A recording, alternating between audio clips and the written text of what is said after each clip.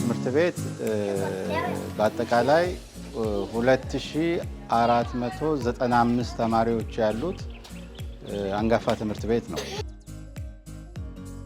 ድሮ ተጨናንቀን ነበር የምንማረው። አንድ ክላስ ከ120 ተማሪ በላይ ነበር። የወንበር እጥረት ነበር። ሲሊንግ ደግሞ ተቀዳድዷል። ትል እየበላው ጨረሰው። አስተማሪዎች ደግሞ የሚያስተምሩበት ቦታ አልነበራቸውም። ሽንት ቤትም እንቸገር ነበር። ሽንት ቤት ደግሞ ብዙ አመት ያስቆጠሩ ስለሆነ በዛውም ተበላሽቷል፣ ሞልቷል።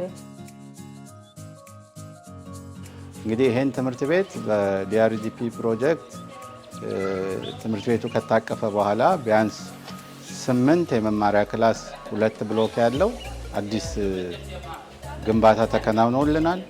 ሁለተኛው የ5 ብሎክ የእድሳት ተከናውኖልናል።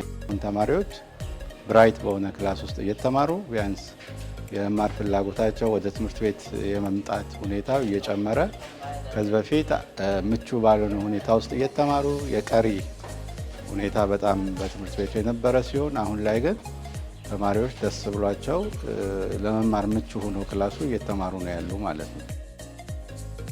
ሽንት ቤትም በዚያም ለንጽህናችን መጠበቂያ ሁሉ ሰርቶልናል። በዚህ ምክንያት እናመሰግናለን።